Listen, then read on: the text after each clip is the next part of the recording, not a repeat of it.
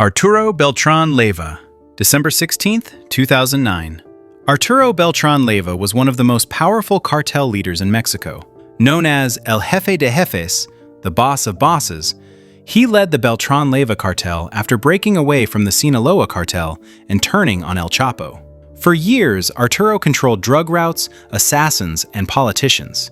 His organization worked closely with Los Zetas, making his cartel one of the most violent in the country. The split with El Chapo turned Mexico into a war zone. After his brother Alfredo was arrested in 2008, Arturo blamed El Chapo for betraying him. By late 2009, the Mexican government made Arturo Beltrán Leyva a top national target. On December 11, 2009, Arturo hosted a lavish Christmas party at a luxury home in Cuernavaca. Mexican Navy Special Forces raided the property. A firefight broke out. 3 of Arturo's men were killed. A civilian neighbor was also killed. Arturo escaped, but the Navy didn't stop.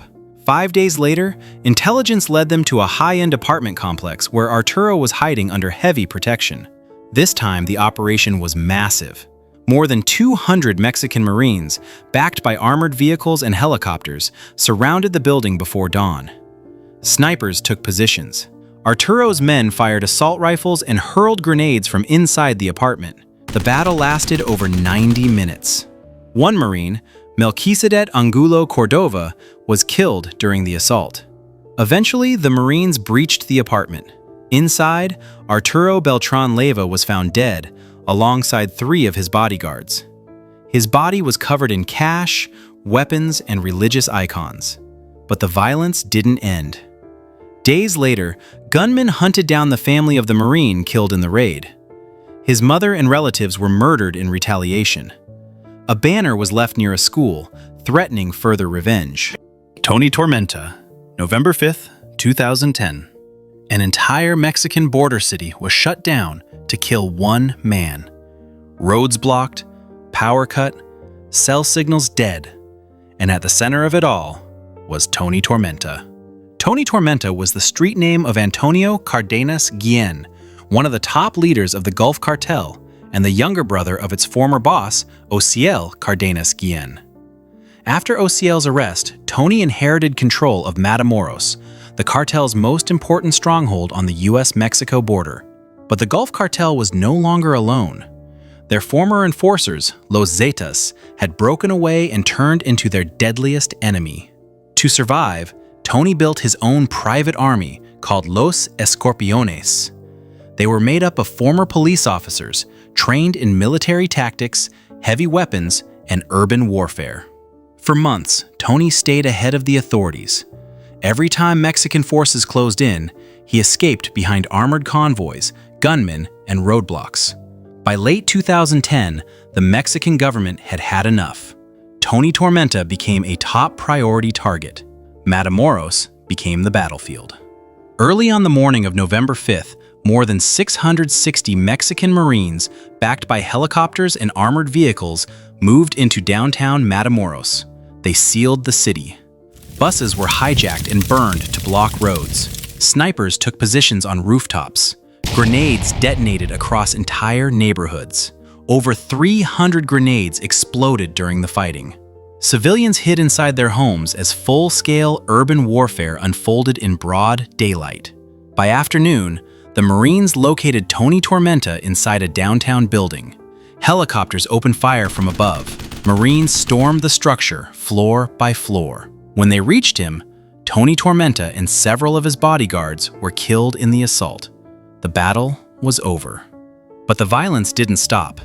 Across Tamaulipas, gunmen set up new roadblocks and launched revenge attacks as news spread. Los Zetas celebrated openly. They hung banners mocking the Gulf Cartel and inviting Tony's men to defect. Ramón Arellano Félix, February 10, 2002. Ramón Arellano Félix was one of the founders of the Tijuana cartel and its most feared enforcer.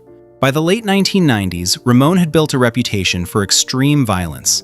He personally ordered massacres, including the 1998 killing of 19 members of the Castro Ramirez family. His brutality made him impossible to ignore. In 1997, Ramón was placed on the FBI's 10 Most Wanted list, charged with smuggling cocaine and marijuana into the United States. Under the U.S. Kingpin Act, his assets were frozen, and Americans were banned from doing business with him. Despite this, Ramón continued to move freely inside Mexico. By 2002, rival cartels wanted him dead. Authorities wanted him captured. On the afternoon of February 10, 2002, Ramón was driving through Mazatlan, Sinaloa. A Mexican police officer named Ángel Antonio Arias Torres pulled him over for what appeared to be a routine traffic stop. What happened next lasted only seconds. Ramón drew his gun and shot the officer twice in the chest, critically wounding him. But even as he collapsed, Arias Torres fired back. One bullet struck Ramón Arellano Félix in the head, killing him instantly. Both men died at the scene. Some versions of the story claim the stop was not random. According to these accounts, Joaquín El Chapo Guzmán had arranged the encounter to eliminate one of his most dangerous rivals. There is no confirmed proof, but the outcome was undeniable. Ramón's death marked the beginning of the end for the Tijuana cartel. Just weeks later, his brother, Benjamín Arellano Félix, was arrested. Within a few years, most of the Arellano Félix brothers were either captured or dead. Amado Carrillo Fuentes, July 5, 1997. Known as El Señor de los Cielos, the Lord of the Skies, Amado Carrillo Fuentes was the most powerful drug trafficker Mexico had ever produced. He controlled the Juárez cartel and moved cocaine using an unprecedented fleet of private jets. By the mid-1990s, his empire was worth an estimated $25 billion, and he was untouchable. By 1997, both the Mexican government and U.S. authorities were hunting him relentlessly. Politicians were being exposed, routes were collapsing, and public protests were growing against the corruption that protected traffickers like him. Amado knew his face had become a liability, so he chose disappearance.